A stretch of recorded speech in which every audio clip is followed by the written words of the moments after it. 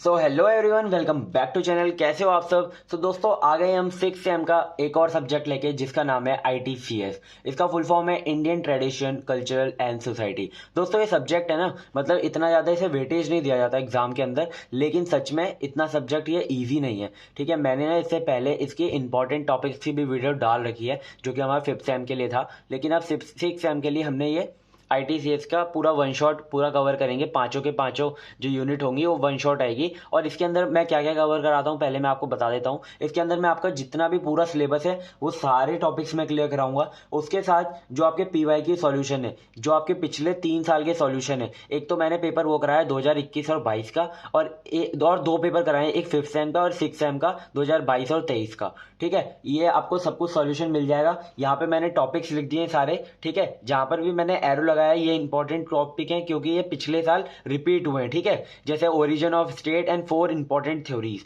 ये हमारी 2 बार आई हैं पिछले।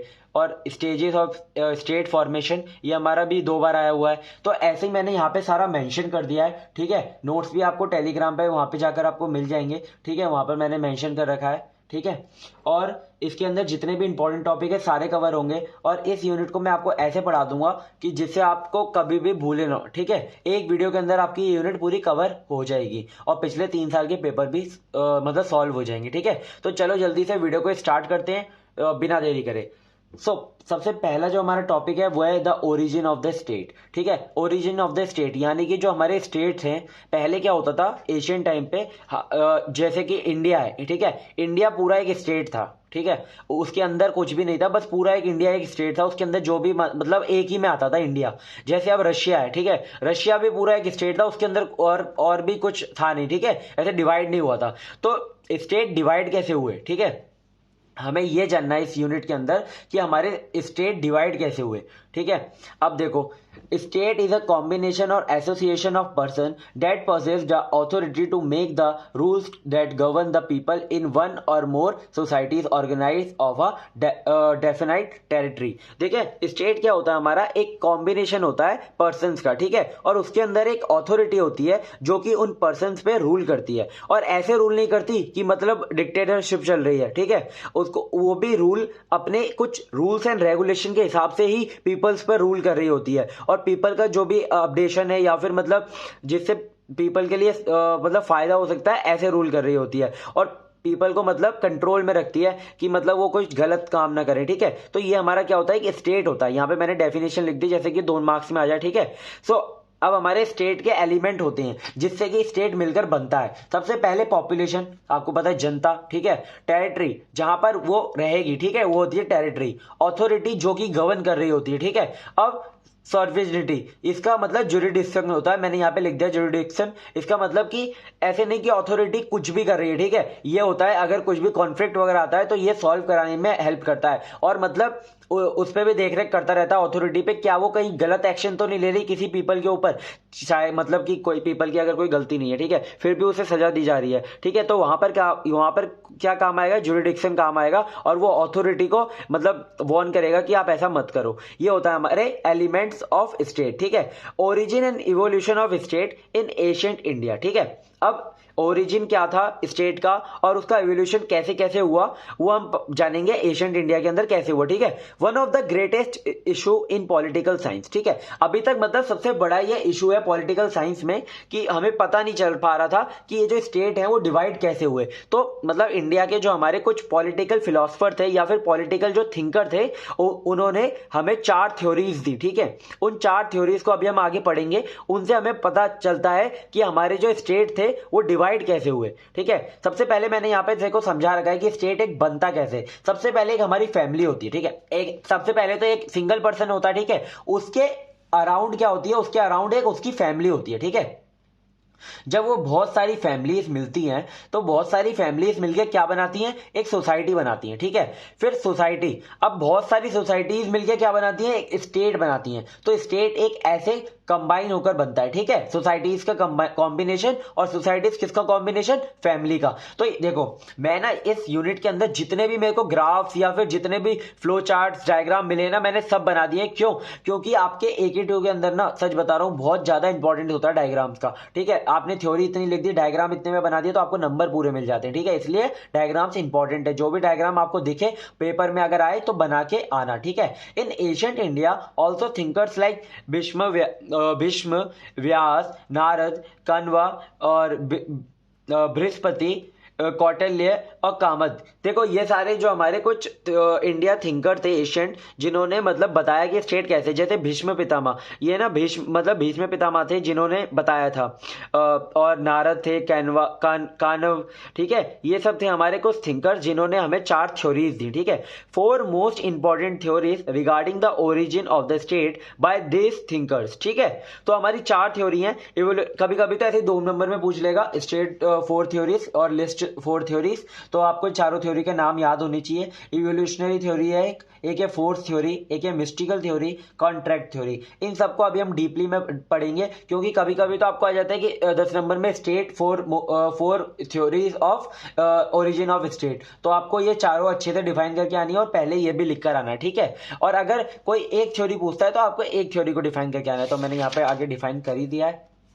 सबसे पहले हमारी इवोल्यूशनरी थ्योरी। देखो इवोल्यूशनरी का मतलब क्या होता है, इवोल्यूशन का, कि मतलब कुछ टाइम बाद अपडेट आता रहे और उससे बदलाव आता रहे, ठीक है। मतलब कि कुछ लोग अपने आप सीखते रहें और आगे बदलाव करते रहें। तो इवोल्यूशन का मतलब यही है कि मतलब जो स्टेट थे वो धीरे धीरे बदलाव आने की वजह से चेंज हुए। ऐसे नहीं एकदम से एक दिन बैठे और स्टेट को आधा आधा बांट दिया, ठीक है, ऐसा नहीं है।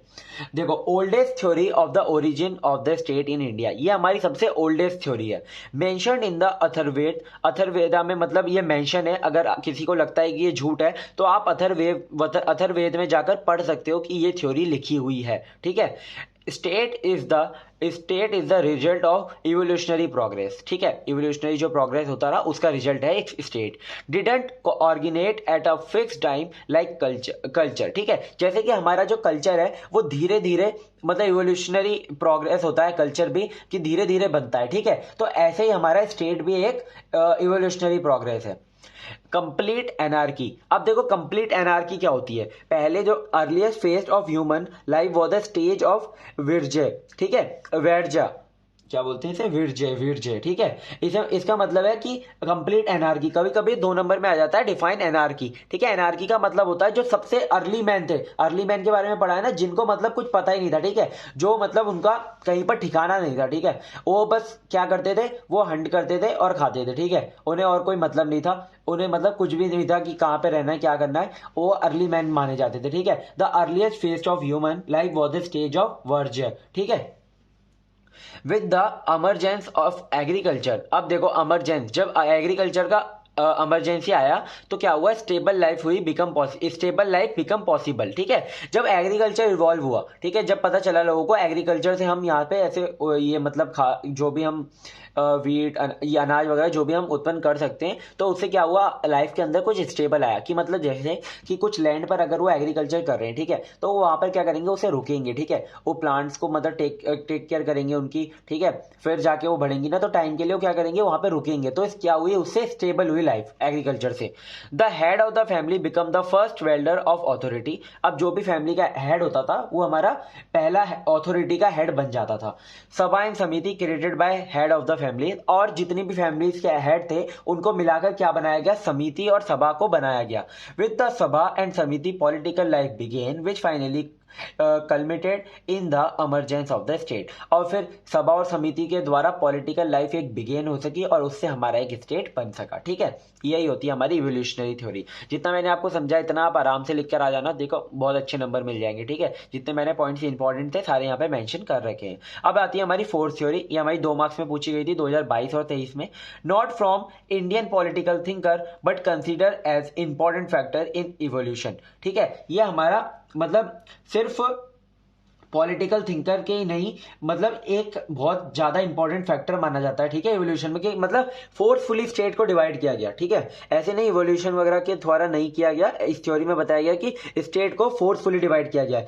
State is a result and control of dominance the stronger over weaker. अब जैसे कि इसमें ये बताया गया है, जो जैसे कि दो कम्युनिटी है, ठीक है, दो कम्युनिटी है, कोई भी मतलब ए और बी दो कम्युनिटी है, तो ए जो है उसके अंदर पॉपुलेशन ज्यादा है, उसके अंदर मतलब लोग ज्यादा है, ठीक है, और वो क्या है, उसके पास पैसे भी ज्यादा है। लेकिन बी क्या है, बी हमारा मतलब वीक है, ठीक है, और उसके पास इतने ज्यादा पैसे भी नहीं है। तो क्या होगा कि मतलब जो ए है वो बी पे जाके राज करेगा, ठीक है, या तो जाके वॉर करेगा और उसके राजा को हरा देगा, और क्या करेगा, इस वाले एक ए स्टेट जाके बी को भी ए बना लेगा, ठीक है। तो क्या होगा, इससे फोर्सफुली मतलब वहां पे जाके डोमिनेंस किया गया, इसे कहते हैं force theory. Earliest Aryan clans fought among themselves for pet animals, settlement and sources of drinking water. Pet animals और ड्रिंकिंग वाटर के लिए आर्यन क्लैंस भी लड़ा था, मतलब तो इससे क्या हुआ था, वो भी लड़के मतलब कि उन्होंने दूसरे स्टेट को अपने स्टेट में कन्वर्ट किया था, ठीक है। तो ये मतलब फोर्स थ्योरी का एक एग्जांपल है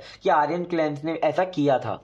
only a strong and able warrior could lead the clan in such wars. अब देखो, अब जब फोर्सफुली हो रहा है तो जो भी मतलब वॉरियर बहुत ज्यादा स्ट्रांग होगा वही लीड करेगा इस वॉर्स को, ठीक है। मतलब कि जो सबसे जैसे सिकंदर था या फिर जो भी थे, वो क्या थे, वो बहुत ज्यादा स्ट्रांग थे, तो वो लीड कर रहे थे, ठीक है। उन्होंने मतलब काफी ज्यादा जो मतलब जो लैंड होती है वो ज्यादा कब्जा कर रखा था, या फिर उस पर मतलब राज कर रखा था। थर्ड, ये तो हो गई हमारी फोर्सफुली थ्योरी, देखो समझ में आ गया होगा आपको, ठीक है। This tendency continued in the days of peace also and subsequently the leader become king, और जो भी हमारा लीडर होता है उसे किंग बना दिया जाता है, ठीक है। फोर्थ थ्योरी तो आपको समझ में आ गई होगी, ठीक है। अब है हमारी मिस्टिकल और डिवाइन थ्योरी, ठीक है। अब देखो, हमने इवोल्यूशनरी थ्योरी में ये पढ़ा कि हमारे जो स्टेट थे कुछ इवोल्यूशन, ये भी मतलब प्रोग्रेस अपडेट इसके हिसाब से धीरे धीरे चेंज होते गए, ठीक है, लेकिन डिवाइड होते गए। और लेकिन फोर्थ थ्योरी में क्या पढ़ा कि मतलब जो भी डोमिनेंस कर रहा था किसी पर, उसने जाकर उस पर राज कर लिया और स्टेट ऐसे डिवाइड हो गए, ठीक है। अब मिस्टिकल और डिवाइन थ्योरी में क्या बताया गया है कि मतलब एकदम से कुछ चमत्कार हुआ, गॉड ने भेजा किसी को और उसने स्टेट को डिवाइड किया, ठीक है। मतलब कि डिवाइन और मिस्टिकल का तो आपको पता है ना, मतलब कि चमत्कार होना। Society is created by God, इसमें ये कहा जाता है कि जो हमारी सोसाइटी है वो किसके द्वारा बनाई गई है, गॉड के द्वारा बनाई गई है। God send king as a he is representative. King मतलब गॉड नहीं है, गॉड ने किंग को सेंड किया है एज ही इज रिप्रेजेंटेटिव, ठीक है। The exponents of this theory believe that the state did not come into being by any effort of man, किसी भी मतलब मैन के कोई भी एफर्ट नहीं है स्टेट को डिवाइड होने में, ठीक है। Kings rules by God will order and authorization, जैसे जैसे गॉड कहते हैं वैसे वैसे किंग रूल करता है। This theory criticized by western as well as Indian scholar. देखो ज्यादा अगर आपको पता है, पढ़े लिखे लोग क्या होते हैं कि मतलब इन सब चीजों में विश्वास नहीं करते, मिस्टिकल डिवाइन वगैरह में। तो क्या हुआ, वेस्टर्न्स ने और इंडियन स्कॉलर्स जो थे, ठीक है, जो मतलब छोटे मतलब ऐसे लोग थे जो मतलब कॉमन पीपल से, उनको तो चलो लगा हाँ यार ऐसा हो सकता है कि मिस्टिकल और डिवाइन कुछ हुआ हो, गॉड ने किंग को भेजा हो, और राजा को है ना मतलब पहले जमाने में भगवान ही माना जाता था, ठीक है। तो ऐसा स्टेट हुए हो डिवाइड। लेकिन जो इंडियन स्कॉलर्स थे, पढ़े लिखे लोग थे, जो वेस्टर्न के लोग थे, वो इसको बहुत क्रिटिसाइज करते थे, उन्हें ये थ्योरी बिल्कुल मतलब सच नहीं मानते थे, बिल्कुल गलत मानते थे, ठीक है। अब मैं भी नहीं कह रहा ये सच है, ठीक है, कुछ भी हो सकता है। तीन थ्योरी मैंने आपको बता दी। अब देखते हैं कॉन्ट्रैक्ट थ्योरी। कॉन्ट्रैक्ट मतलब नाम से पता चल रहा है, ये हमारी 2022 और 23 में पूछी गई थी। कॉन्ट्रैक्ट थ्योरी क्या होती है, रेफरेंसेस, इसके रेफरेंसेस आपको कहाँ पे मिलेंगे, एक तो बर्मानिकल इस टेक्स्ट में मिलेंगे, अर्थशास्त्र में मिलेंगे कौटिल्य के, और बुद्धिस्ट सोर्सेस में, यानी कि इन तीनों में इस थ्योरी का भी मेंशन है, ठीक है। तो मतलब जहाँ तक है ये थ्योरी भी सच हो सकती है। मोस्ट एक्सटेंसिवली डिस्कस थ्योरी, बहुत एक्सटेंसिवली जाकर इसको डिस्कस किया गया था, ठीक है। कॉन्ट्रैक्ट का तो मतलब आपको पता है ना, according to this theory state is result of contract between the king and he subject और रिप्रेजेंटेटिव, कि मतलब कुछ किंग्स के मतलब बहुत सारे किंग्स के बीच में कोई कॉन्ट्रैक्ट हुआ और उसके द्वारा मतलब स्टेट डिवाइड हुए, कि मतलब इतना स्टेट आपका हो गया, इतने स्टेट मेरा हो गया, कोई कॉन्ट्रैक्ट एक साइन हुआ, उसके हिसाब से स्टेट जो है डिवाइड हो गए। Design to strength loyal authorities, ठीक है, किसके लिए डिजाइन किया था कि लॉयल अथॉरिटीज आ सके। अब देखो ये हमारी चारों थ्योरी हो गई, आपको ये चारों थ्योरी सबसे पहले अच्छे से कर लेनी है क्योंकि ये बहुत ज्यादा इंपॉर्टेंट है। अब है हमारे stages of state formation in Asian India. अब कुछ हमारे स्टेट को मतलब बनाने के कुछ स्टेजेस होते हैं। तो एशियन इंडिया मतलब पहले के जमाने में जो इंडिया क्या था उसमें कुछ मेंशन है, ठीक है, स्टेजेस। तो हम ये जो 6 स्टेजेस हैं इनको डिस्कस करेंगे। 6 main stages in the history of ancient Indian polity can be identified. तो सबसे पहला है the earliest stage was date tribal military democracy in the tribal assemblies. ठीक है, not dependent on hunting, not stable, ये कहीं पर भी स्टेबल नहीं थे। वही ट्राइबल आदिवासी जो लोग थे, अर्ली मैन थे, वो किस पे डिपेंडेंट थे, मैंने आपको बताया था हंटिंग पे डिपेंडेंट थे। और हंटिंग मतलब वो ये नहीं था कि मतलब यहाँ पे बैठ के चलो यहाँ पे बैठ के हम 2-3 दिन रह लेते हैं, ऐसा कुछ नहीं होता। जहाँ पे उन्हें शिकार मिलता था, जहाँ पर उन्हें मतलब जाने का मन करता था, वो इधर उधर घूमते रहते थे, मतलब कहीं पे स्टे नहीं करते थे। ठीक है, the age of Rigveda was primarily a period of assemblies. Rigveda में भी मेंशन है और ऋग्वेद में भी बताया गया है इसके बारे में। सेकेंड स्टेज है हमारा ब्रेकअप ऑफ ट्राइबल पॉलिटी। ठीक है, इसका नाम मतलब इसे ये भी कहा जाता है सेकेंड स्टेज को। Conflict between the Raj Kshatriya and the ordinary businessman called the wish. ठीक है, विश और राज क्षत्रियों के बीच में क्या हुआ, कुछ कॉन्फ्लिक्ट हुआ था, झगड़ा हुआ था। The chief was help by the Brahmins, और उनमें जो चीफ बने थे जिन्होंने उनकी हेल्प करी थी झगड़े को सुलझाने में, वो कौन थे, ब्राह्मीन्स थे। ठीक है, ब्राह्मीन्स का काम ही ये था। ठीक है, मतलब पढ़ाना, शिक्षा देना या पढ़ना, ठीक है, यही काम होता था ब्राह्मीन्स का पहले। Beginning of taxes and classes. ठीक है, इसी से क्या हुआ, टैक्सेस और क्लासेस की बिगनिंग हुई सेकेंड स्टेज से। कि ट्राइबल हमारे क्या हुए कि मतलब वो उनका ब्रेकअप हुआ कुछ पॉलिटी का। ठीक है, तो मतलब कुछ झगड़े वगैरह शुरू हुए, उन्होंने राज करना शुरू किया, तो ऐसे स्टेजेस बने। ठीक है, इसके बाद आता है हमारा थर्ड स्टेट। ठीक है, इसमें क्या हुआ, formation of full fledge state. ठीक है, इसमें मतलब बेसिकली मैं आपको बताऊं ना, तो इसके अंदर जो मेन कॉन्सेप्ट था कि इसके अंदर हमारी कुछ मशीनरी लाई गई जिससे कि लैंड का जो रेवेन्यू है वो कलेक्ट हो सके, और इसके अंदर एक आर्मी भी बनाई गई थी। ठीक है, इसका मतलब कि कुछ मेन टॉपिक बता रहा हूँ इसके। देयर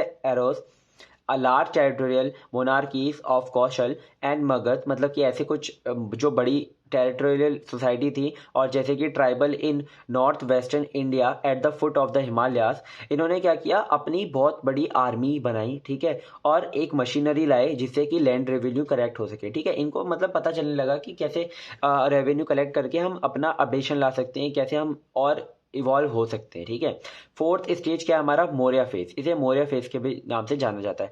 ब्यूरोक्रेटिक सेंट्रलाइजेशन, इसके अंदर नौकरशाही का मतलब ब्यूरोक्रेटिक का मतलब होता है नौकरशाही। ठीक है, तो मतलब इसे लाया गया फोर्थ स्टेज के अंदर, based on the expanding economic activities of the state with the अर्थशास्त्र ऑफ चाणक्य। ठीक है, चाणक्य ने मतलब बताया था इसके अंदर कि मतलब कि आप कैसे अपनी एक्सपेंडिंग इकोनॉमिक एक्टिविटीज को कैसे मतलब अच्छा कर सकते हो। ठीक है, तो the state with the help of its bureaucracy control various aspect of life of its subject. तो बेसिकली मतलब क्या हुआ था कि सेंट्रलाइज कर दिया गया था, मतलब कुछ जैसे कि मैं बोलूं कि 25 लोगों का कोई ग्रुप बना, और उनका एक उन्होंने क्या किया, एक मिनिस्टर बना दिया। ठीक है, कि आप इन 25 लोगों को रूल करो, आप इन 25 लोगों से रेवेन्यू कलेक्ट करो, इन्हें मतलब सब कुछ बताओ। ठीक है, तो मतलब क्या हुआ, छोटे छोटे सेंट्रलाइज, जैसे कि राजा को पूरा काम नहीं करना पड़ रहा था। ठीक है, हर एक व्यक्ति का काम नहीं करना पड़ रहा था। जैसे कि अभी तो देखो वो सब क्लियर रहता है, लेकिन पहले इतना नहीं था। ठीक है, तो पहले ये जो लाया गया कि जो मतलब छोटे छोटे ग्रुप्स बनाए गए, उनके जो मिनिस्टर थे वो राजा से मतलब राजा उनसे कांटेक्ट करते थे। ठीक है, ऐसे नहीं कि वो हर पीपल के पास जा रहे हैं। ठीक है, और जो मिनिस्टर थे वो पीपल से कांटेक्ट करते थे। फिफ्थ स्टेज क्या था हमारा, डिसेंट्रलाइज एडमिनिस्ट्रेशन। डिसेंट्रलाइज मतलब कि अब सेंट्रलाइज नहीं रहा, सब कुछ डिसेंट्रलाइज हो चुका है। Towns, feudatories and militaries elements came to the forefront in both the Deccan and north India. जो हमारे टाउन थे, फ्यूडोक्रेसी और मिलिट्री एलिमेंट थे, उन सबको लाया गया इसके अंदर, मतलब कि टाउन्स का जनरेशन हुआ। अब जैसे कि वो जो मतलब जो छोटे छोटे ग्रुप थे ना, वो मतलब बड़े होने लग गए। उसके अंदर जो मतलब कि उन्होंने क्या किया कि टाउन्स बनाना स्टार्ट कर दिया, उससे कि मतलब एक ही, जैसे कि क्या होगा उससे, क्या होगा, अपडेशन आएगा कि राज्य थोड़ा बड़ा होगा। ऐसा कुछ नहीं था कि मतलब उनकी जगह बाहर की है तो वो ले नहीं सकते, वो जितनी ज़्यादा पब्लिक होती रहती थी उतना ज़्यादा मतलब राज्य बढ़ता रहता था। तो टाउन्स का भी आना शुरू हुआ, मिलिट्री एलिमेंट्स का आना शुरू हुआ फोर फ्रंट पे। ठीक है, in both Deccan and north India, Deccan में और नॉर्थ इंडिया में। इनको मतलब कि याद रखा करो, डेक्कन जैसे कि नॉर्थ इंडिया हो गया, इसके अंदर मतलब कि ब्यूरोक्रेटिक सेंट्रलाइजेशन और डिसेंट्रलाइज एडमिनिस्ट्रेशन। बस ये आप अगर ब्लैक पेन से लिखाओगे ना, आप मतलब अंदर का मतलब इतना नहीं अच्छे से लिख पाते तो आपको यहाँ पर भी नंबर मिल जाते हैं, ठीक है। बस जो चेकर होता है यही देखता है। सिक्स स्टेज जो कि हमारा लास्ट स्टेज है, ये था हमारा गुप्ता पीरियड, ठीक है। इसमें क्या हुआ, प्रोटो फ्यूडल पोलिटी आया गया, ठीक है। Land grants now played an important part in the formation of the political structure made by Gupta feudals, ठीक है। इसके अंदर मतलब कुछ लैंड ग्रांट होने लग गई किसी को, मतलब कि देखो यहाँ से आप समझ रहे हो कि कैसे फॉर्मेशन हो रहा है स्टेट का। सबसे पहले हमारा मतलब जो हमारी ट्राइबल मिलिट्री थी वो अकेले थे, वो स्टेबल भी नहीं थे, ठीक है। वो किस पे डिपेंड कर रहे थे, हंटिंग पे डिपेंड कर रहे थे। फिर क्या हुआ, ट्राइबल पॉलिटी का ब्रेकअप हुआ, ठीक है। उनके अंदर कुछ ब्राह्मीण्स आए जिन्होंने मतलब उनको समझाया पढ़ाया ये सब, ठीक है। फिर हमारे थर्ड स्टेज में क्या हुआ कि आर्मीज बनाई गई, ठीक है। मतलब जैसे कि हमारी ये देखो कौशल मंगल और और क्या थे, नॉर्थ वेस्टर्न इंडिया में जो फुट पर हिमालयस में जो ट्राइबल थे उन्होंने अपनी अपनी आर्मीज बनाई, ठीक है। और मशीनरी लाई लैंड रिवेन्यू के लिए। फिर इसके अंदर क्या आया गया, इसके अंदर ग्रुप बना के सबका मिनिस्टर बनाने लग गए, ठीक है। फिर इसके अंदर डिसेंट्रलाइज हो गया, टाउन्स वगैरह का अपडेशन आया। फिर क्या हुआ, फिर कुछ लैंड ग्रांट होने लग गई लोगों को, ठीक है। तो ये होता है मतलब कि मतलब एक समझ सकते हो आप, स्टेज है ये स्टेट फॉर्मेशन की। जब लैंड ग्रांट हो जाएगी तो सबको पता चल जाएगा ये लैंड किसकी है, ठीक है। तो इससे क्या होगा, स्टेट एक फॉर्मेट मतलब बन पाएगा, ठीक है। तो ये थे हमारे stages of state formation in ancient India, ठीक है। ये हमारा 2020 और 21 में आया है और 22 और 23 में आया है, तो अच्छे से करके जाना, ठीक है। बस ये जो ब्लैक हेडिंग है ना, इन्हें तो आप अच्छे से पढ़ ही लेना। तो इसके अंदर ना मतलब जैसे कि आपको बताया था लैंड ग्रांट होने लग गई थी, तो मैंने यहाँ पर ये डायग्राम बना रखा है। मैंने जैसे कि आपको बताया मैं डायग्राम नहीं छोड़ूंगा इसके अंदर कोई भी। तो जैसे कि किंग थे, ठीक है, किंग के आगे समंत है, ठीक है, समंत के नीचे जागीरदार जागीरदार जागीरदार जागीरदार। तो क्या हुआ कि कुछ लैंड मतलब कि जागीरदार को ग्रांट हो गई थी, हर जागीरदार को, और उन जागीरदार के ऊपर एक समंत था और उन समंत के ऊपर एक किंग था, ठीक है। तो मतलब जागीरदार के नीचे बहुत सारे पीपल होंगे, फिर उनका एक मिनिस्टर बना दिया गया जागीरदार। फिर जागीरदार बहुत सारे होंगे तो उन जागीरदारों का मिनिस्टर बना दिया समंत, और उन सारे समंत का जो ऊपर जो सबसे ऊपर है वो तो किंग रहेगा, ठीक है। तो मतलब ये हैरारिकल स्ट्रक्चर बनाया गया, ठीक है, जिससे कि किंग को ज्यादा काम ना करना पड़े, उन्हें डायरेक्ट समंत से बात करनी पड़े, ठीक है। अब इसके बाद कॉन्सेप्ट आता है किंगशिप का, ठीक है। किंगशिप बेसिकली मतलब इसके अंदर हम ये देखेंगे कि किंग के मतलब क्या रूल्स रेगुलेशन होते हैं, किंग को क्या करना चाहिए, किंग को क्या नहीं करना चाहिए, ये सब देखने वाले हैं किंगशिप के अंदर। King was the most important figure in the body politic, ठीक है। पॉलिटिक में मतलब सबसे इंपॉर्टेंट फिगर है, मेन पे आ रहा है ये, और सबसे टॉप पर आ रहा है, ठीक है। From Saptanga theory by Kautilya, ये जो हम आगे पढ़ने वाले हैं बहुत इंपॉर्टेंट थ्योरी है। The king has been describe as a head of the state, ठीक है। Kings function involve the protection not only of his kingdom against external aggression but also of life property and traditional custom, ठीक है। मतलब king का सिर्फ ये नहीं है कि वो प्रोटेक्शन करे बाहर वालों से किंगडम की, ठीक है। उसका मतलब कि जो लोग हैं, जो प्रॉपर्टी है और जो ट्रेडिशनल कस्टम्स है उनको भी प्रोटेक्ट करने की जिम्मेदारी है, ठीक है, किंग की। He protect the family system by punishing adultery and ensuring the fair inheritance of family property, ठीक है। मतलब कि फैमिली प्रॉपर्टी का जो इनहेरिटेंस होता है कि मतलब बेटे राजा का बेटा जो बनता है, राजा बनता है, राजा का बेटा, और मतलब कि जो जैसे कि बाप के पास जितनी प्रॉपर्टी है उसकी कुछ प्रॉपर्टी बेटे को मिले, या फिर बाप की जो सजा है, ठीक है, जो मतलब कि जैसे कि किसी के फादर की कोई सजा है, ठीक है, और वो फादर वहाँ पे खत्म हो जाते हैं या फिर मतलब नहीं मिलते, ठीक है। तो उनकी जो मतलब उनकी जो ब्लड लाइन होगी, ठीक है, मतलब जो उनका बेटा होगा, ठीक है, उसे वो सजा मिलेगी। तो मतलब किंग को ये सब भी पता होना चाहिए और ये सब भी करना चाहिए। He protect the rich from robbery, मतलब जो भी रिच होंगे उनको तो रॉबरी से, यानी कि उनके यहाँ कहीं चोरी ना हो जाए, ठीक है। और he protect the poor against the rich by punishing. अब देखो जो रिच लोग होंगे उनको तो रॉबरी से प्रोटेक्ट करेगा किंग, और जो पुअर लोग होंगे उनको मतलब कि ऐसा ना हो कि कहीं पुअर लोगों पे रिच लोग अत्याचार कर रहे हो, ठीक है, तो उसे उनसे प्रोटेक्ट करेगा। द अर्थशास्त्र सजेस्ट, अब हमारा एक अर्थशास्त्र होता है जिसके अंदर कुछ मतलब थ्योरीज दी गई हैं, जिसके अंदर कुछ स्टेटमेंट दिए गए हैं जिनको माना जाता है, ठीक है। Suggest a time table for the Kings day, ठीक है। एक किंग के लिए एक टाइम टेबल सजेस्ट किया गया है, ऐसे नहीं कि किंग है तो भाई कुछ भी करेगा, ठीक है। किंग के लिए भी एक टाइम टेबल सजेस्ट किया गया हुआ है अर्थशास्त्र के अंदर, ठीक है। और जो इस टाइम टेबल को जो मतलब फॉलो करता है वो किंग कहलाएगा, ठीक है। तो 4.5 घंटे उनका स्लीपिंग था एक दिन में, मतलब 4.5 ही घंटे सो सकता है किंग। 3 घंटे में उनको ईटिंग और रिक्रिएशन, ठीक है, मतलब कि और भी तो पीढ़ी बढ़ानी है आगे, ठीक है। उसके अंदर ईटिंग और रिक्रिएशन भी आता है 3 घंटे के अंदर, दिन के अंदर। देखो आप मतलब कितना कम टाइम दिया जा रहा है, इतना तो नॉर्मल मतलब 6 घंटे कोई सोता था, लेकिन किंग को कितना कम टाइम दिया जा रहा है। तो किंग की भी ऐसी लाइफ नहीं है कि मतलब किंग है तो कुछ भी करेगा।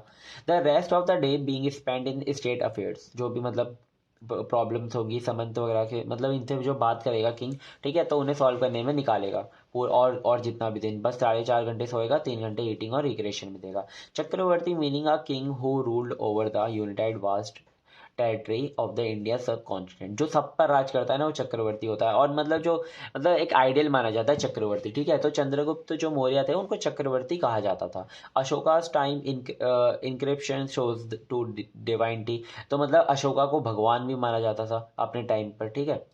तो ये थी हमारी किंगशिप। अगर किंगशिप आता है तो आपको यहाँ पे एक तो किंग का टाइम टेबल लिख कर आना, और मतलब रिच को कैसे प्रोटेक्ट करता है, पुअर को कैसे प्रोटेक्ट करता है, और मतलब कि किंग का सिर्फ ये फंक्शन नहीं होता कि वो किंगडम को बाहर के लोगों से बचाए, उसका ये भी फंक्शन होता है कि वो अंदर मतलब जो उसके ट्रेडिशनल कस्टम्स हैं, लाइफ है, प्रॉपर्टी है, उनको भी बचाए, ठीक है। तो किंगशिप के अंदर इतना लिख कर आना।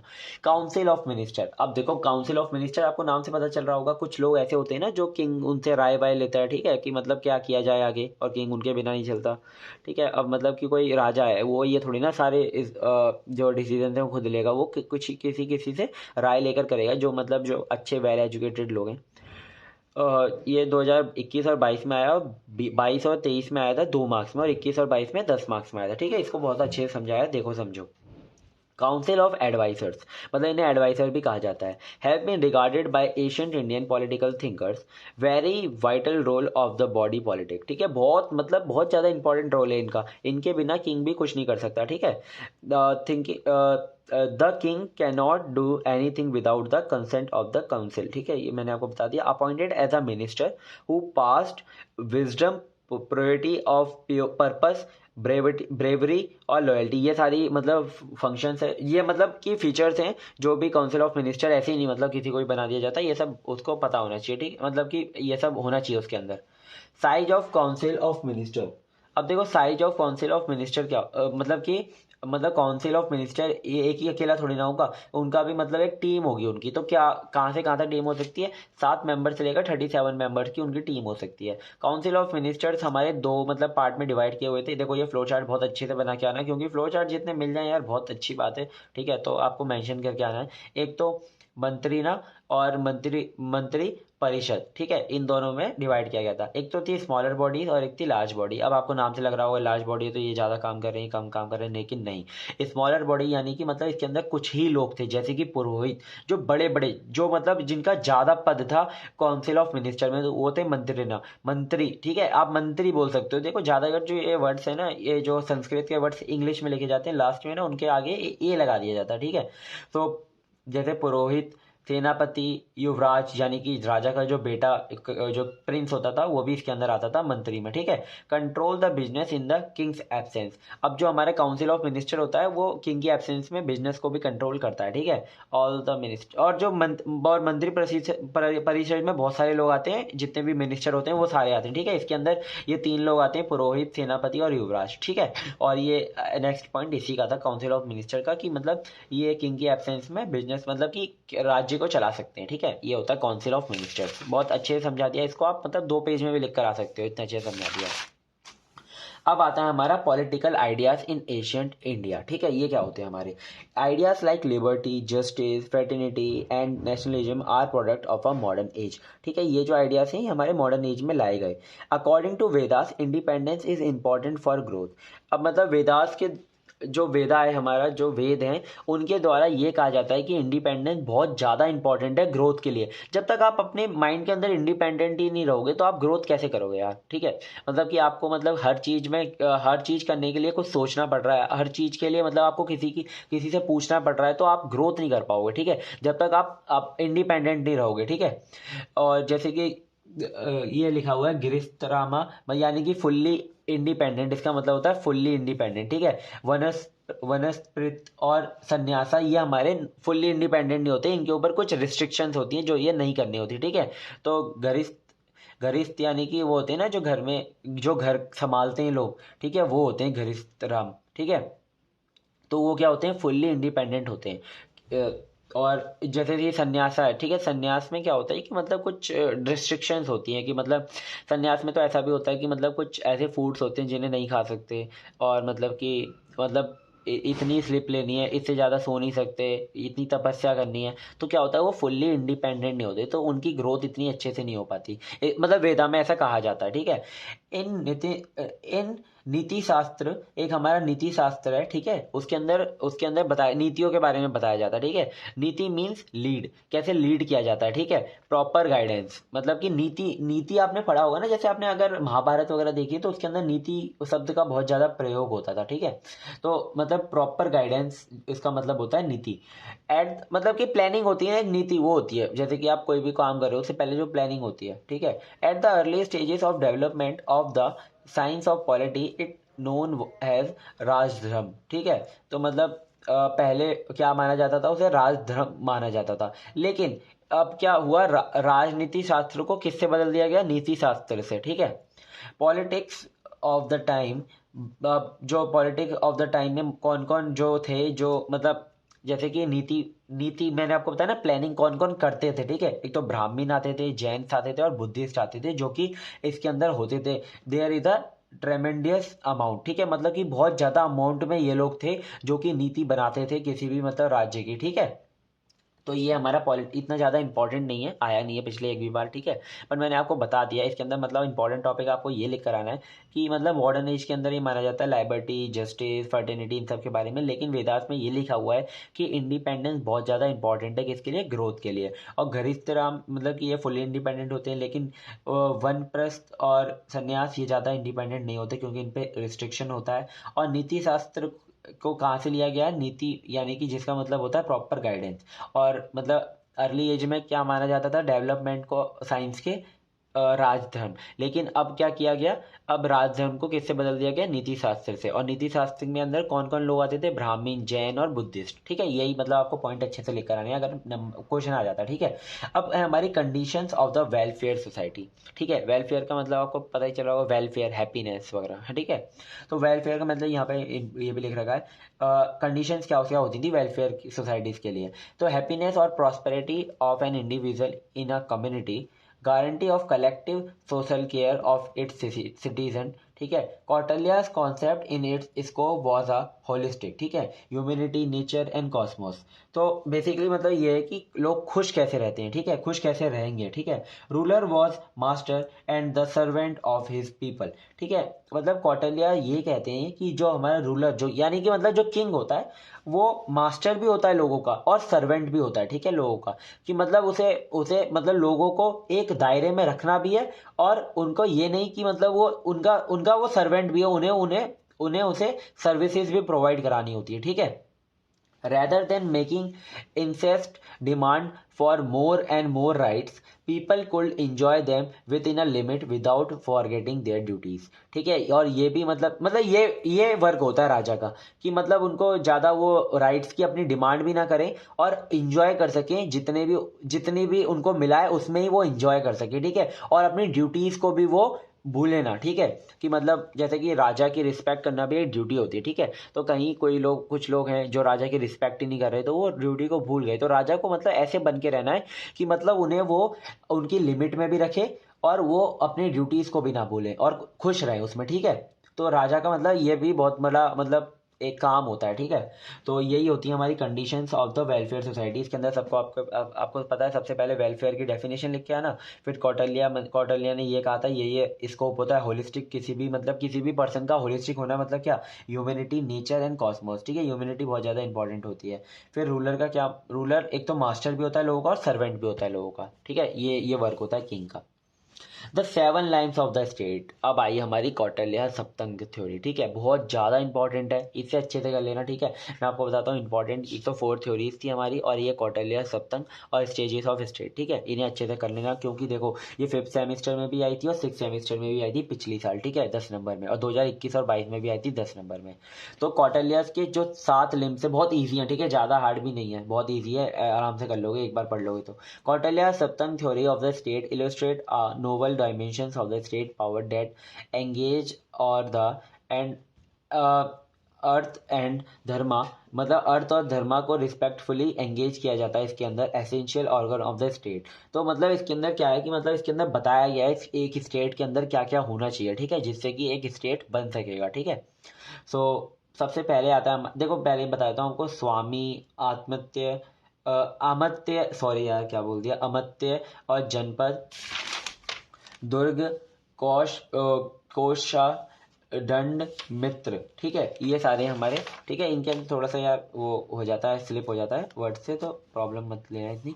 स्वामी मतलब, स्वामी आपको नाम से समझ में आ रहा है, स्वामी क्या होता है यार, रूलर होता है, ठीक है। किंग मान लो, मीन्स द मोनार्क, ठीक है।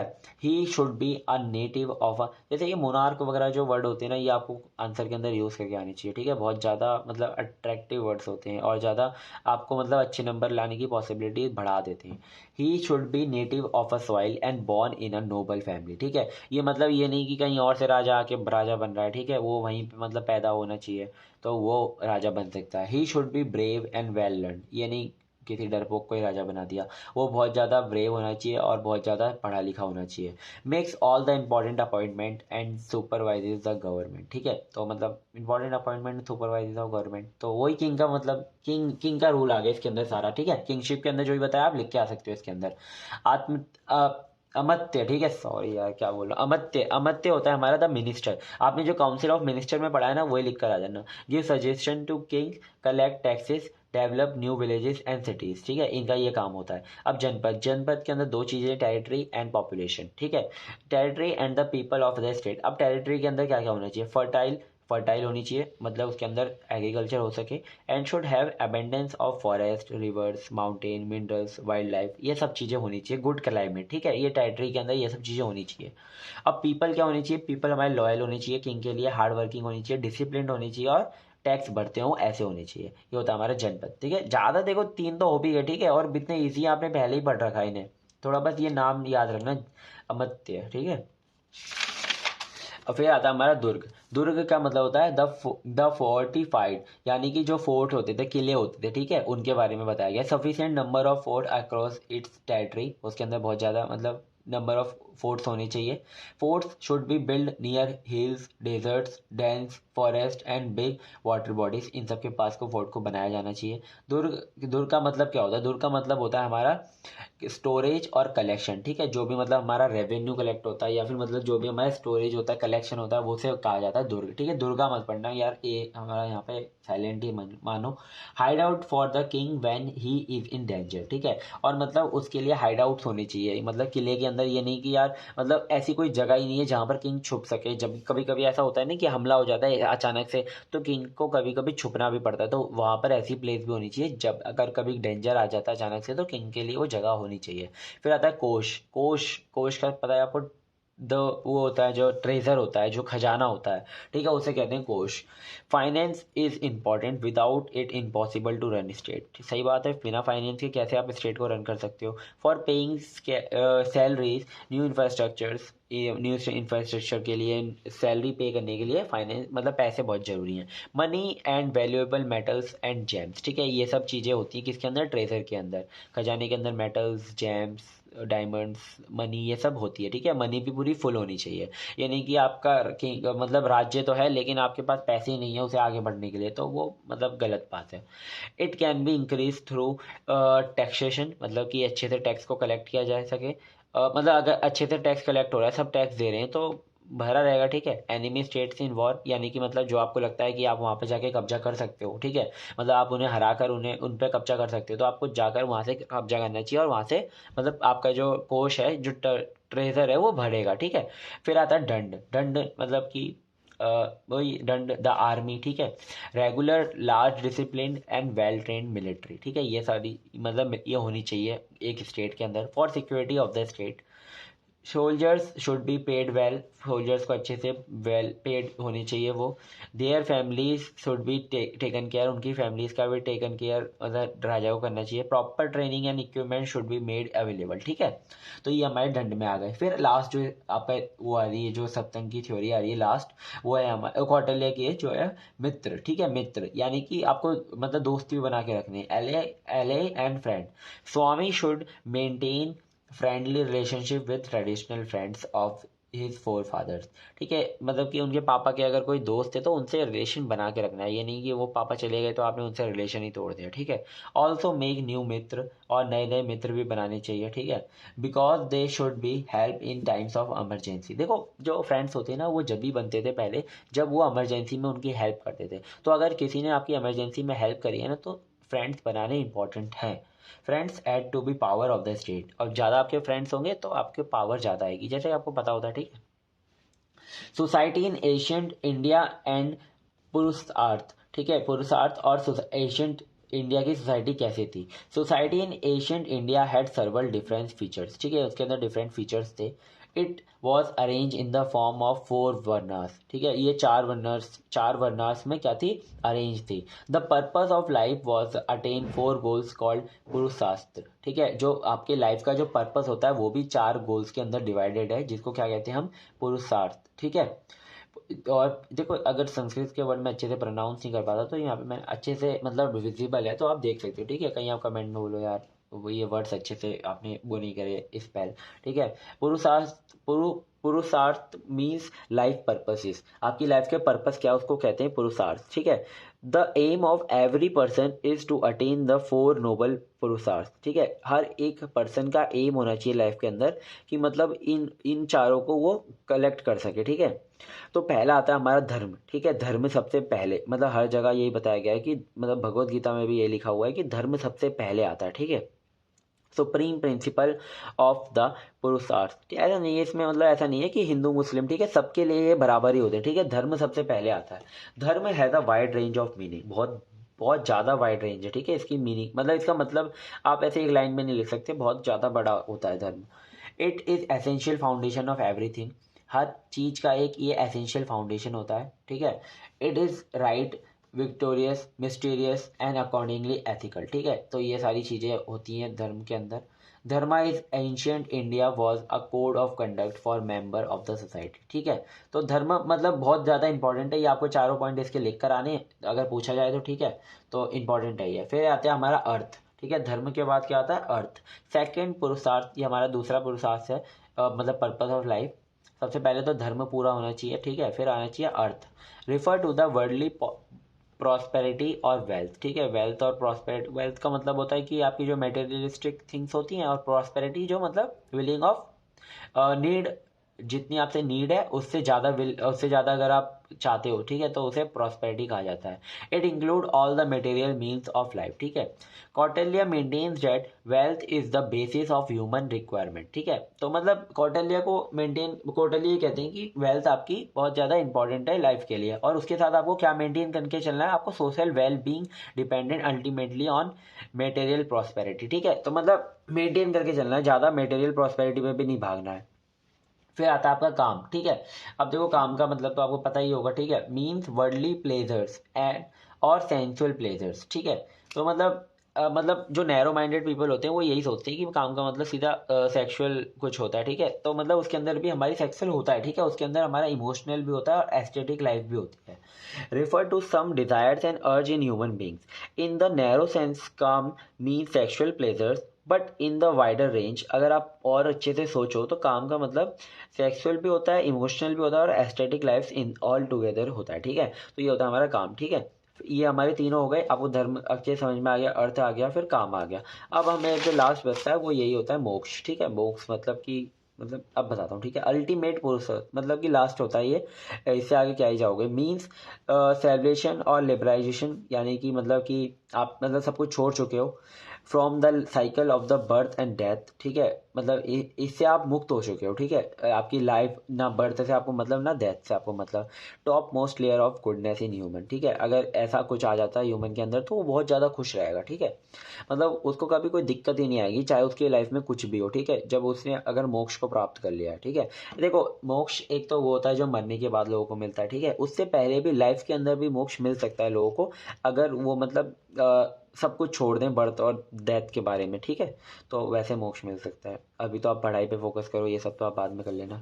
ठीक है, फिर आता है हमारा वर्नास, जो कि हमने आपको यहाँ पे बताया था कि जो हमारी लाइफ है वो 4 वर्नास में डिवाइडेड है। ठीक है, तो वर्नास क्या होते हैं हमारे, जो मतलब पहले के जो थे, ठीक है, varna systems of the ancient India, पहले हमारे जो थे ना धर्म जो थे चार उसमें डिवाइडेड थे, द धर्म of different classes and dharma in the different stages of life, most common dharma for all people और society which is followed by equally, references seen in the Rigvedas. ठीक है, मतलब कि बहुत ज़्यादा ये मतलब ऋग्वेदा में देखा गया है कि मतलब इन चारों के द्वारा मतलब फॉलो किया जाता था। तो पहले आते थे हमारे ब्राह्मीण्स, ब्राह्मीण का मतलब यही होता था, ये टॉप, ये अगर वर्ण की एक है ना हायरार्की बनी हुई थी इन चारों को लेकर। ठीक है, तो सबसे टॉप पर आते थे ब्राह्मीण्स। ठीक है, ब्राह्मीण्स क्या उनका क्या काम था, ब्राह्मीण का काम था एक तो लर्न करना और टीच करना और प्रेरिस्टहुड, यानी कि मतलब जो पूजा पाठ वगैरह जो उसमें जाते हैं ना पंडित, वो थे ब्राह्मीण। ठीक है, believe to possess great spiritual powers, इनका ये सबका ये बिलीव था कि इनके अंदर बहुत स्पिरिचुअल पावर होती है ब्राह्मीण्स के अंदर। फिर आते थे क्षत्रिय। ठीक है, ये हमारी second class in one hierarchy, ये सेकंड दूसरे नंबर पे आते थे। इसके अंदर मतलब कि हीरोइज्म, करेज एंड स्ट्रेंथ। ठीक है, दे कॉन्स्टिट्यूएंट द वॉरियर क्लास। ठीक है, ये मतलब इनका क्या काम था, ये सिक्योरिटी करते थे स्टेट की और लोगों से। ठीक है, मतलब कि इनका काम था कि जैसे कि कोई कहीं पर अगर गलत हो रहा है तो वहाँ पे जाके वॉर मतलब उन्हें रोकना।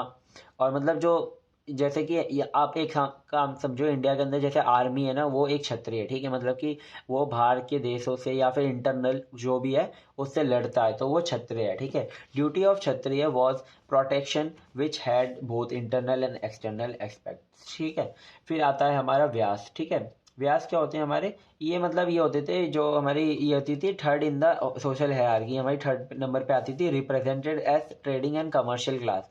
मतलब जो वो होते हैं ना, मतलब बनिए बनिए बोलते हैं ना, बनिए वो होते थे ये, कि मतलब जो बिजनेस करते थे। एक्सपर्ट नॉलेज, इनके पास बहुत ज़्यादा नॉलेज होती थी ज्वेल्स की, मेटल्स की, क्लोथ की, क्योंकि ये सब बेचते थे इसे। ठीक है, तो इनके इनके पास नॉलेज होना जरूरी था, थ्रेड्स की, स्पेसिस की, परफ्यूम्स की एक्सेट्रा, यानी कि मतलब जितने भी चीज़ें जो बेचते थे लोग, वो सब काम थे वेस्ट के। ठीक है, एंशियंट इंडियन बिजनेसमैन, इन्हें एंशियंट इंडियन बिजनेसमैन भी माना जाता था। शूद्रास। ठीक है, अब देखो अब क्या है कि जरूरी नहीं है कि कोई यही मतलब काम कर रहे हैं। ठीक है, जैसे कि और भी ब्राह्मण्स भी आजकल दुकान खोल के बैठ जा रहे हैं। ठीक है, पहले पर ये नहीं होता था। ठीक है, पहले ये था कि ब्राह्मण्स का काम था पढ़ाना, क्षत्रियों का काम था प्रोटेक्ट करना, और वैश्य का काम क्या था कि वो जो मतलब सेल ट्रेडिंग बिजनेसमैन हो ये सब। ठीक है, थे शूद्रास। तो शूद्रास को मतलब बहुत बॉटम था उनका लेवल हायरार्की के अंदर, सोशल के अंदर। Pursued the task of serving the other three varnas, इन तीनों को मतलब सर्व करने का काम था इनका, चाहे वो कैसे भी हो। ठीक है, चाहे मतलब कि घर का काम हो चाहे बाहर का काम हो, उन सबका उनका सर्व सर्व करने का काम था। ठीक है, ये ऑर्डर्स देते थे शूद्रस को।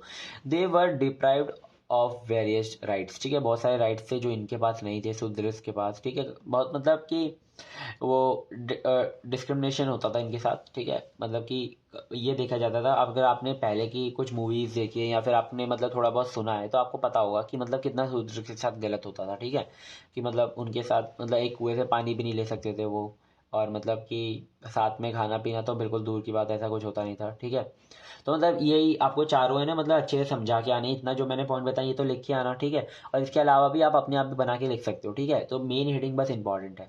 तो आप है ना मतलब इसको जैसे वर्णास, वर्णा है ना वर्णास, तो आपको ऐसे लिख सकते हो वर्ण, और यहाँ पे चारों ऐसे बना के सकते हो, ब्राह्मण, क्षत्रिय, वैश्य और शूद्र। ठीक है, तो फिर आता है हमारा आश्रम और the stage of life according to Indian philosophy, ये भी इंपॉर्टेंट है, 2022 और 23 में आया हुआ है, पिछले साल ही। ठीक है, तो इसके अंदर हमारी जो मतलब आप इसके अंदर ये माना जाता है कि किसी भी इंसान जो भी नॉर्मल पीपल है, कॉमन पीपल है, उसकी 100 ईयर्स की लाइफ होती है। ठीक है, तो उसको चार उसमें मतलब चार पार्ट्स में डिवाइड किया गया है कि आपको कैसे कैसे जीना है। शुरू के 25 साल के कैसे जीने, फिर बाद के 25 से 50 कैसे जीने, फिर 50 से 75 कैसे जीना है, फिर 75 से 100 कैसे जीना है। ठीक है, तो इसमें अंदर मेंशन है। ठीक है, तो अभी इसको देखते हैं। The ashram in Hindus is one of 4 age based life stage. ठीक है, जिसको Indian text of the Asian and medievals eras इसमें डिस्कस किया गया था। तो देखो मैंने यहाँ पे ऐसे लिखा 100 ईयर्स, 25 25 25। तो पहला आता था हमारा ब्रह्मचर्य। ठीक है, ब्रह्मचर्य और द स्टेट ऑफ स्टूडेंटशिप। इसमें क्या होता है, पहले से स्टार्टिंग बर्थ से लेकर 25 साल तक एक स्टूडेंट रहता है व्यक्ति। ठीक है, first stage of life acquiring knowledge and developing discipline. बस इनका दो काम होते हैं, एक तो नॉलेज को एक्वायर करो और डिसिप्लिन डेवलप करो अपनी बॉडी के अंदर। ठीक है, stage start with the ceremony called उपनाम इसे कहा जाता है, उपनाम में ऐसे कहा जाता है, जिससे कि स्टेज स्टार्ट होता है with the sacred thread. Now the person become a brahmacharin, और जब ये कर लेता है उपनयन, तो फिर उसे क्या माना जाता है, ब्रह्मचरीन कहा जाता है। Leading a calibrate life as a student at the home of his teacher, ठीक है, मतलब कि उन्हें आश्रम भेज दिया जाता था, गुरुकुल भेज दिया जाता था बच्चों को, वहाँ पे जाके वो पढ़ते थे, ठीक है। और जब उनका स्टूडेंटशिप यानी कि ब्रह्मचर्य खत्म होता था, तब वो अपने घर वापसी आते थे। तो सेकंड स्टेज आता है हमारा गिरास गिरास्त्रम, ठीक है। तो मतलब इसका ये मैंने आपको पहले भी बताया था कि जो गृहस्थ होते हैं जो लोग, वो हमारे फुल्ली इंडिपेंडेंट होते हैं, ठीक है, इनके ऊपर कोई भी डिपेंडेंसी नहीं होती है, इंडिपेंडेंट होते हैं, ठीक है। तो 25 से लेकर 50 तक ये फेस आता है, ठीक है। This stage start at marriage, ठीक है, इस स्टेज में क्या स्टार्ट होता है, मैरिज का, मतलब कि इसमें मैरिज कर सकता है कोई भी व्यक्ति, मतलब कि कमाना भी होता है इसके अंदर, अगर कमा लेते हैं तो मैरिज हो जाती है। Ready to take up the duties and responsibilities of household life, यानी कि मतलब अपनी हाउस की या फैमिली की, मतलब जो भी रिस्पॉन्सिबिलिटी है वो सब इनको लेनी पड़ती है, ठीक है। और individual gets marriage, earn money and beget children, मतलब कि मैरिज करते हैं, फिर पैसे कमाते हैं और बच्चों को पालना पोसना होता है, ठीक है। तो ये 50 तक होता है ये सब। In this person pursues wealth and pleasure with in the limits of the धर्म, ठीक है, तो मतलब उन्हें कुछ प्लेजर भी मिलता है और वेल्थ भी मिलती है, ठीक है, इसके अंदर। और देखो फिर आता है हमारा वनप्रस्थ। वनप्रस्थ क्या है हमारा, ये हमारा stage of retirement from active life. अब इसमें क्या होगा, हमारा जो भी आपकी एक्टिव लाइफ है उससे आप रिटायरमेंट लोगे। In this phase after retiring from active life the individual dedicates himself to spiritual life, ठीक है, स्पिरिचुअलिटी की आप तरफ चले जाते हो। He leaves his home and goes to the forest, he leaves his home and goes to the forest to become a hermit, ठीक है, इसका मतलब होता है सन्यासी, ठीक है, अपने घर को छोड़ के उसे फॉरेस्ट में जाना पड़ता है और वहाँ पे सन्यासी बन के रहना पड़ता है। तो वहाँ पर भी कहीं पर रह ही रहे होते हैं फॉरेस्ट के अंदर, ठीक है। अब लेकिन जो फोर्थ फेज आता है, ये आता है सन्यास, ठीक है, इसका और द स्टेज ऑफ रीयूनाइजेशन, ठीक है, इसका मतलब होता है the last stage of life, ये हमारा लास्ट स्टेज होता है लाइफ का। All this earthly tries Bokan, ठीक है, इसके अंदर जितने भी रिश्ते होते हैं अर्थ से, अर्थ पे मतलब जिससे भी जितने भी रिश्ते होते हैं सब कुछ तोड़ दिया होता है, ठीक है उसने। Leaves his Hermitage and become a homeless wonders, ठीक है, मतलब कि ये भी इसका मतलब भी सन्यासी है, लेकिन वहाँ पर भी जंगल में ऐसा नहीं कि वो कहीं पर रहेगा कुटिया वगैरह लेकर, वो वहाँ से भी मतलब कहीं और जाएगा, इधर उधर घूमता रहेगा, कहीं पर भी स्टे नहीं करेगा, ठीक है। वो सब कुछ से दूर हो चुका है, ठीक है, अपने अंदर से भी दूर हो चुका है वो। Acts to attain liberation only, ठीक है, लिबरेशन यानी कि सबसे मतलब रिश्ता नाता तोड़ देना, ठीक है। तो ऐसे एक्ट करना होता है, ठीक है, मतलब एक्ट क्या, ऐसा ही करना होता है, मतलब 75 से 100 साल के बीच की बात बता रहा हूँ, 25 साल जो है, ठीक है। तो ये आई होप समझ में आ गए होंगे, ठीक है, चारों बहुत इंपॉर्टेंट है। फिर आता है हमारा मैरिज इन एशियंट इंडिया। अब हमारी एशियंट इंडिया में मैरिज का क्या काम था, ठीक है, मतलब मैरिज कैसे होती थी, ठीक है, मैरिज की कुछ टाइप्स देखेंगे, फॉर्म्स ऑफ मैरिज देखेंगे, बहुत इंपॉर्टेंट है। विवाह वॉज अ वेरी इंपॉर्टेंट संस्कार इन एशियंट इंडिया, ठीक है, ये बहुत इंपॉर्टेंट संस्कार माना जाता था एशियंट इंडिया के अंदर। Marriage in ancient India had 3 main purposes, marriage के 3 पर्पस थे हमारे। Promotion of religion by performance of household sacrifice, ठीक है, हाउस होल्ड का सेक्रीफाइस करके अपना रिलीजन का प्रमोशन होता था, ठीक है, मतलब कि अब हिंदू मैरिज कर रहे हैं तो वो बढ़ाएंगे अपने मतलब पॉपुलेशन कह लो, मतलब अपने वंशज को बढ़ाएंगे, तो उससे क्या होगा, प्रमोशन होगा रिलीजन का, क्योंकि जो उनका बच्चा होगा वो भी तो हिंदू ही बनेगा, ठीक है। चाहे अब देखो ऐसा माना ऐसे ही होता है, ठीक है। The happy after life of the father the happy after life of the father and his ancestors and the continue of family, मतलब कि फादर बनते हैं, फिर एंचेस्टर्स अपने कंटिन्यू करते हैं फैमिली को, साइकिल बढ़ाते हैं, ठीक है, रहती हैं आप सेक्सुअल प्लेजर, और इससे एक सेक्सुअल प्लेजर भी मिलता है, ठीक है। अब देखो 8 फॉर्म्स ऑफ मैरिज होती हैं हमारी, ये तो 3 हो गए इसके पर्पस मैरिज के। अब हमारी 8 फॉर्म्स होती हैं मैरिज की, एक एक करके बताऊंगा, बहुत इजीली समझ में आ जाएगी, बस नाम याद करने का काम है आपका। पहला आता है आपका ब्रह्म विवाह, ठीक है, ब्रह्म विवाह मतलब कि वही पेरेंट्स फॉर्म ऑफ मैरिज, और प्योरेज फॉर्म ऑफ मैरिज, सॉरी यार, प्योरेज form of marriage. Father offers his daughter with ornaments and rich dressed as a gift to a man, जो कि ज़्यादातर यही होती है कि मतलब फादर अपनी डॉटर को दे रहा होता है और उसके साथ उनको कुछ ऑर्नामेंट्स पहनाए गए होते हैं, कुछ अच्छी ड्रेस पहनाई गई होती है, जो कि गिफ्ट होता है एक मैन के लिए, ठीक है। और फिर आता है हमारा देव्य विवाह, इसे कहते हैं father offers her daughter as a dakshina to young पेरिस्ट, जो परिस्ट यानी कि मतलब कि जो यंग एक पंडित है या फिर जो भी पूजा पाठ करता है, ठीक है, उसे डॉटर को ऑफर कर रहे होते हैं दक्षिणा में, ठीक है, फादर। अर्श विवाह, इसका मतलब होता है father gives his daughter in exchange of cow और बुल और two pairs of this element, ठीक है, या फिर या तो काउ और बुल ले लो इन दोनों को, या फिर इन दोनों के कोई भी दो पेयर ले लो और अपनी डॉटर को उसके साथ एक्सचेंज कर लो, ठीक है। तो ऐसे भी विवाह होता था पहले। प्रजापति विवाह, इसका मतलब होता है father offers the girl to bridegroom, मतलब कि उन्हें ऑफर करेगा और फिर but neither does the offer any dowry not does demand bride price, यानी कि उसका कोई भी मतलब कि ऐसा नहीं है कि उसकी कुछ प्राइस, जैसे कि यहाँ पे काओ और बुल ले रहे थे एक्सचेंज में, ठीक है, लेकिन इसके अंदर कोई भी मतलब ऐसे ही दे दी, ऐसे ही शादी हो जाएगी, ठीक है, बिना कोई दहेज के, या फिर मतलब लड़की को ना तो कुछ लेना पड़ेगा ना देना पड़ेगा, ठीक है, बस शादी करनी पड़ेगी, ठीक है, और लड़कियों घर वालों को मतलब। फिर आता है गंधर्व विवाह, ठीक है, इसका क्या मतलब होता है marriage bye consent of the boy and girl, ठीक है, मतलब कि दोनों के अगर मतलब ये समझ लो कि दोनों लड़का और लड़की प्यार करते हैं तो वो शादी कर सकते हैं, ये होता है हमारा गंधर्व विवाह। असुर विवाह, असुर विवाह मतलब नाम से पता चल रहा होगा marriage by purchase in which the bridegroom has to give money to the father of the bride, या ब्राइड, यानी मतलब कि दुल्हन के पापा को पैसे दे दिए और विवाह कर लिया, मतलब परचेज करना हुआ, ठीक है, इसके मतलब। फिर आता है हमारा राक्षस विवाह, ठीक है, marriage by capture in which the girl was forcibly abducted for her home, ठीक है, मतलब घर से उठा लाना, ठीक है। फिर आता है हमारा पैसेज पैसेज विवाह, ठीक है, द अबेंडेंस of the maiden while she is asleep and in and intoxication is called पैसेज विवाह, ये समझ में आ गया होगा कि मतलब उसके साथ ऐसे मतलब गलत काम मतलब सही नहीं रहता, ठीक है। ये तो ये 8 विवाह थे हमारे, आपको ये अच्छे से पढ़ लेने हैं, ठीक है। फिर हम देखते हैं understanding genders as a social category, ठीक है। अब हमारी जो इसके अंदर ना हम देखते हैं कि मैन और वुमेन्स के बीच में क्या डिफरेंसेस हैं और कैसे उन्हें मतलब दोनों के बीच में क्या डिफरेंसेस हैं और क्या सिमिलरिटीज हैं, ठीक है। Women were recognize as a wife and also they treated as a Lakshmi. बहुत एशियंट इंडिया में ये माना जाता था कि जो हमारी वुमेन तो वाइफ एज अ वाइफ मानी जाती थी और उनको लक्ष्मी का दर्जा दिया जाता था, ठीक है। अब वुमेन इज नोन एज अर्धांगिनी, अर्धांगिनी माना जाता था उन्हें, अभी भी माना जाता है। अर्धांगिनी का मतलब होता है ना कि मतलब मैन और वुमेन दोनों, ठीक है। शक्ति, उन्हें शक्ति भी कहा जाता था। Feminine term means power and strength, इसका शक्ति का मतलब क्या होता है पावर और strength. Man was treated as a protector और स्काई ऑफ फैमिली, ठीक है। मैन को कैसे ट्रीट किया जाता है, एक तो या तो वो मतलब फैमिली का एक प्रोटेक्टर है या मतलब घर की छत है, ठीक है, मैन को ये माना जाता था। Protection and service to his family is a basic and compulsory duty of life, ठीक है, मतलब कि मतलब फैमिली की बेसिक सर्विसेज को पूरा करना, फैमिली की प्रोटेक्शन करना वो कंपलसरी ड्यूटीज हैं उसकी लाइफ की, ठीक है, मैन की।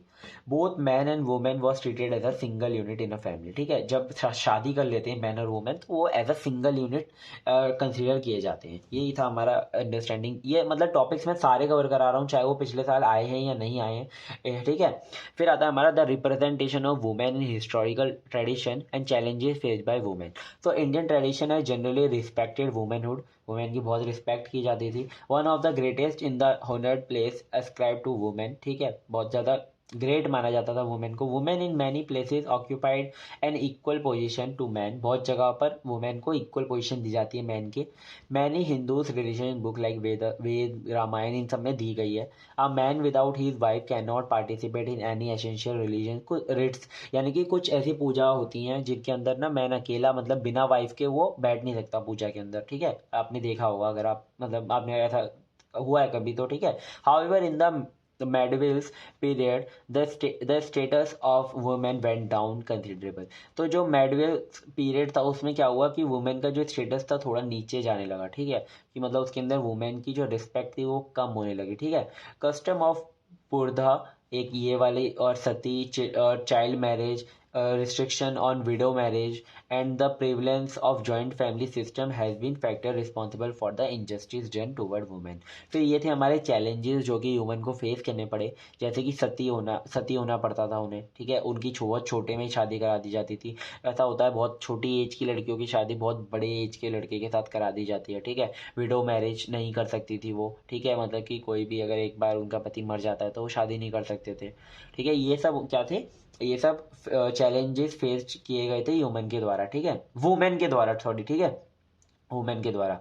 4 क्लासेस क्लासिफिकेशन, अब हमारी जो 4 क्लासेस क्लासिफिकेशन है ये भी पढ़ लो, ये भी सिलेबस में है। 4 class classification is found in Abu Fazl और ए इन अकबरी, इसके अंदर पाया गया इनको, मतलब इसके अंदर इसके रेफरेंसेस मिले गए। According to Abu Fazl the people of world may be divided into 4 classes. जो भी पूरे दुनिया के जो मतलब पीपल हैं उनको 4 क्लासेस के अंदर डिवाइड किया गया। वो देख लेते हैं जल्दी से 4 क्लासेस कौन कौन सी है। पहला है हमारा वॉरियर्स, ठीक है। वॉरियर्स किससे उन्हें नेचर के किससे डिराइव किया जाता है, मतलब रिप्रेजेंट किससे किया जाता है। वॉरियर्स हुई the political body have the nature of fire, ठीक है। उनके अंदर नेचर ऑफ फायर होता है। फायर का मतलब होता है ना जलते रहना, ठीक है। तो वॉरियर्स जो होते हैं हमेशा एक जगह मतलब जलते रहते हैं और प्रोटेक्ट करते हैं लोगों को, ठीक है। Artificer and merchants who had the place of air, इनको प्लेस ऑफ एयर से मतलब रिप्रेजेंट किया गया है आर्टिफायर्स एंड मर्चेंट्स को। और फिर आता है द लर्न को क्या कहते हैं, such as the philosopher, the physician, the arithmetician and the geometrician and the astronomer who resemble water, ठीक है। इनको वाटर से किया गया है। देखो यहाँ पे फायर आ गया, एयर आ गया, इनको वाटर से किया गया। The river rises in the thought of the water, ठीक है। तो ये भी जो पढ़े लिखे लोग हैं वो एक वाटर की तरह होते हैं कंट्री के लिए, ठीक है। फिर हस्बैंड मैन एंड लेबर्स, इनको किससे कंपेयर किया गया, इनको अर्थ से कंपेयर किया गया, ठीक है।